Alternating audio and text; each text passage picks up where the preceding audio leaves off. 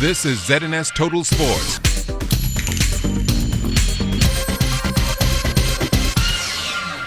Good evening, Bahamas. I'm Kelsey Johnson. Welcome to Sports Thursday. The Big 12 Conference Championships is well on its way in Kansas City, Missouri. Two Bahamians are playing in the tournament.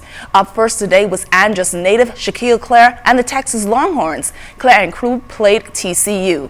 Our team, which includes Charles Fisher and cameraman Ashley Taylor, were the only representatives from a local network there for the game this morning. Here's the report from Fisher.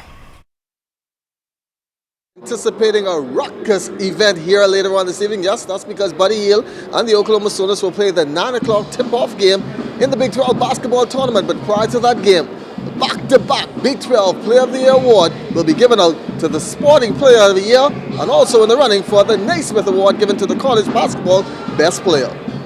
Now the Big 12 Player of the Year is not the only award Buddy's in the running for. Coming up later on in the year, April 3rd, he hopes to have his name called for the Naismith Award given to the best college basketball player in the country.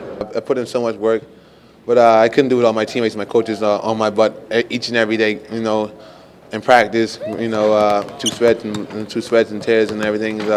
It's been fun, and I just got to keep working, and I got to stay humble, and the best is still yet to come. Shaquille Clare from Texas, who also plays in the Big 12, says no doubt about it, Buddy should win it hands down. I just want to congratulate him on this Big 12 Player of the Year. He deserves it, man. He worked extremely hard.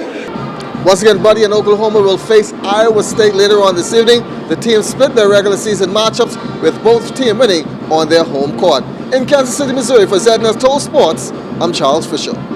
Thank you so much, Fisher. Sticking with news from the collegiate beat, this time around, it's women's basketball. Yolette Maffrey-McQuinn plans to draw up a few plays that will give her squad the Atlantic Sun Conference Championship title. Maffrey-McQuinn is the head coach at Jackson University. Her Lady Jaguars defeated South Carolina 67-56 in the semifinal game last night.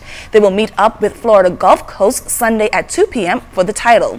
This will be the college's third appearance in the championship, the first since the 2010-2011 season. The inaugural high school basketball championships officially got on the way this morning over in Freeport, Grand Bahama. Opening the historic basketball championship was Prime Minister the Right Honorable Perry Christie, who encouraged all players and coaches by sharing the story of Sir Sidney Poitier's humble beginning. Our Julian Gibson is in Freeport, Grand Bahama, and was one of many who were in the gym that was inspired by the story.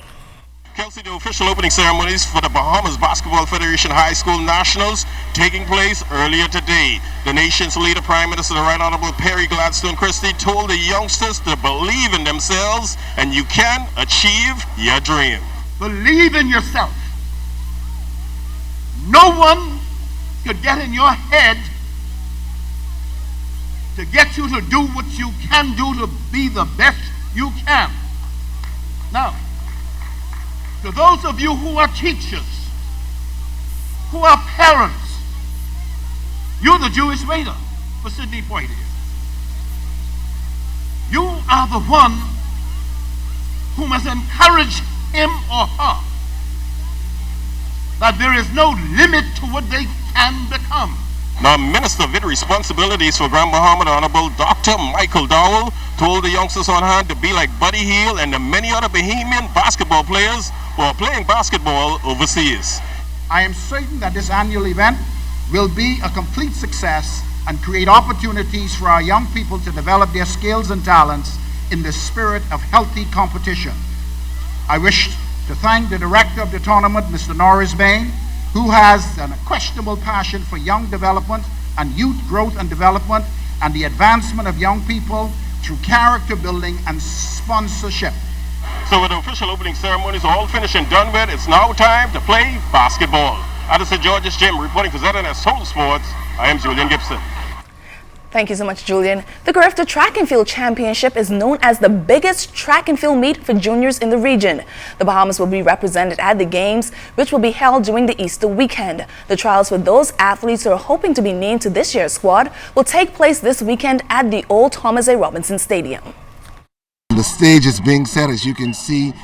Tents are being put up.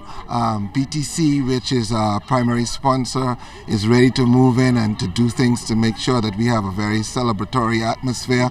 The track is buzzing, as you can see all around you. There are athletes preparing. A number of athletes have already qualified. We have a family quality time and fun day as well that will be happening at the same time, and the B3A stakeout that will be going on. So the trials on Friday, which begins at 5 p.m. and then on Saturday at noon, is going to be a buzzing, exciting time. We anticipate that the stadium is going to be filled with parents, coaches, family members cheering our athletes on, and we're expecting a great performance from the members of the track and field community who will participate in this meet. At first, it was just a little joke that skippers smiled about during regattas. Now, it's a reality. Skippers have accepted the challenge to navigate sloops other than their own next weekend in the fundraiser sail-off event for the Long Island Regatta. The 8 C-class boat out of Nassau and about the 3 or 4 out of Long Island will come together in a most spectacular way to show to the Bahamian public that we can be one family, one united Bahamian society to help one another. And so most of our boats were not going to compete before Georgetown. The Georgetown Regatta is scheduled for next month. This month is usually used by skippers to prepare their sloops for the National Family Island Regatta. However, they are all on board for the challenge. You know, I hear all these talks going on about who's the fastest and who ain't the fastest. You know, the whole idea with switching the captains from the boats, it was my idea. And it's going to be showtime. Just before we close sports, here are the results from the games played so far in the inaugural high school basketball championships. C.I. Gibson defeated hometown favorite Jack Hayward 54-44. The C.C. Speeding Cobras, the Hugh Campbell champions, continued with their winning ways, beating Tilios 54-32. Well, that's all the time we have for sports. I'm Kelsey Johnson.